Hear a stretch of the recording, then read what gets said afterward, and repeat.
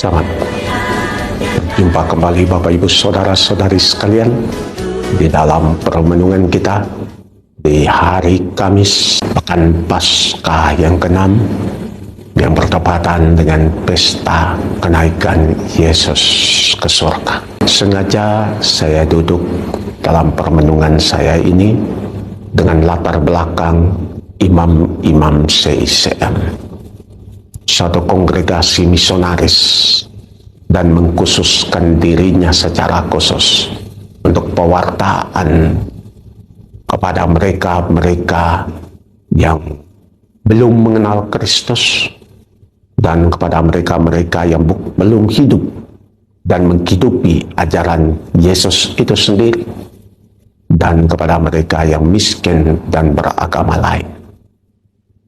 Itulah tugas perutusan kami.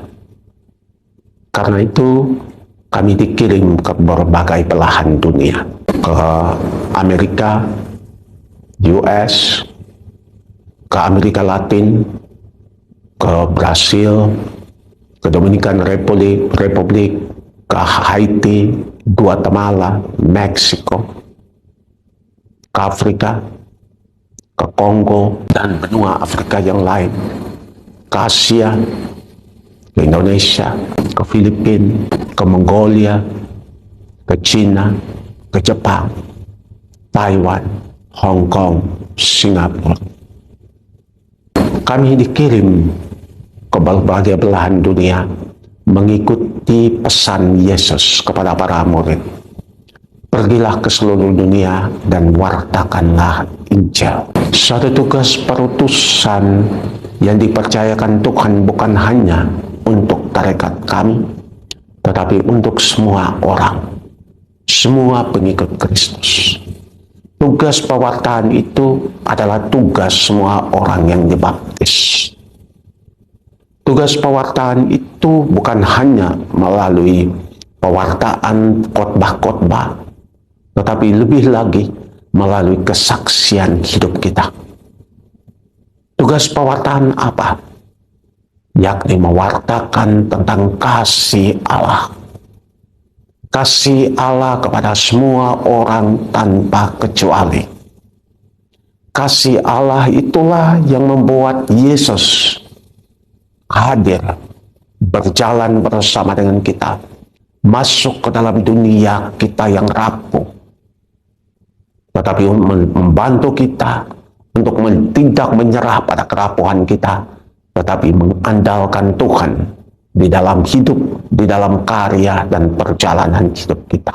Makanya pesta kenaikan Kristus ke surga bukanlah suatu pesta begitu saja, tetapi suatu pesta harapan bagi semua orang yang percaya kepada Injil, bahwa mereka semua akan diselamatkan.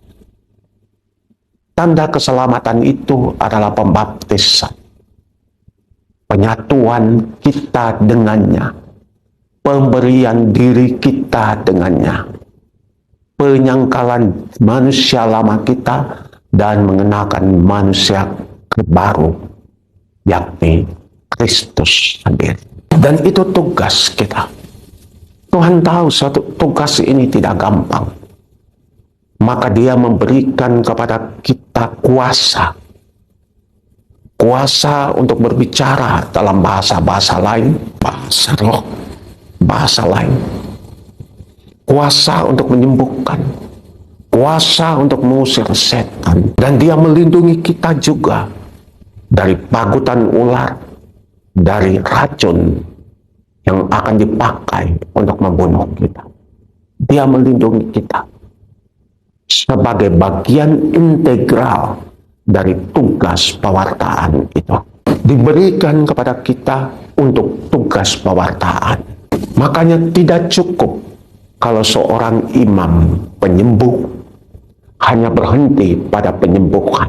Seorang imam penyembuh harus melalui penyembuhan itu mewartakan Tuhan yang mengasihi, Tuhan yang mengampuni, Tuhan yang mencintai, Tuhan yang memberi kesempatan hidup buat orang sakit, orang yang tertekan, orang yang menderita, orang yang kerasukan. Berarti kehadiran kita dan misi perutusan itu harus membuat mereka menemukan Tuhan sendiri. Makalah adalah salah ketika kita sebagai umat selalu mengagung-agungkan imam penyembuh, selalu mencari-cari imam penyembuh. Dan ketika imam penyembuh itu hadir, gereja penuh. Ketika imam biasa-biasa yang datang, gereja kosong. Ini yang salah. Sering saya membawa renungan di dalam kebangkitan kebangunan rohani Katolik kelompok karismatik. Ketika kita masih dalam proses doa, nyanyian, pewartaan, sering gereja itu kosong. Tetapi pada saat mau doa atas orang sakit, tiba-tiba gereja menjadi penuh. Dan orang semua berbondong-bondong dan berbaris. Kebanyakan dan hampir semua di depan dia yang dianggap sebagai penyembuh itu. Pertanyaannya, memang Tuhan hanya mau membawa penyembuhan itu lewat dia saja? Makanya Injil hari ini adalah kritik kepada kita semua, kepada Sang Penyembuhnya, tetapi juga kepada kita sebagai umat yang selalu mengkultuskan Sang Penyembuh itu dan mendewakan mereka. Ketika Sang Penyembuh itu lupa bahwa semua ini diberikan kepadanya untuk mewartakan Tuhan dan kasih-Nya, disitulah kejatuhan Sang Penyembuh, disitulah kehancuran Sang Penyembuh, disitulah duit, kuasa, dan pengaruh menjadi penting. Lalu akan terjadi panggung tempat orang saling bersikut-sikutan. Bukan itu. Bukan itu. Makanya baca Injil hari ini baik-baik. Kepada semua orang, tanpa kecuali. Kepada semua orang percaya yang ingin mewartakan Injil itu, dibekali Tuhan dengan tanda-tanda heran ini. Makanya tanda-tanda heran ini adalah bagian integral yang tak terpisahkan dari pewartaan. Jangan dibolak-balik. Jangan dibolak-balik. Dan kalau itu terjadi di dalam karya pewartaan itu, kita harus melihat itu sebagai normal, biasa. Karena itu tanda Tuhan sungguh-sungguh hadir di dalam pewartaan kita. Semoga kita lebih mencari Tuhan daripada manusia. Semoga kita lebih menyerahkan diri kita kepada Tuhan dan bukan kepada manusia dan kuasanya. Semoga kita merindukan roh Tuhan yang hadir di dalam diri-diri mereka yang punya kuasa itu.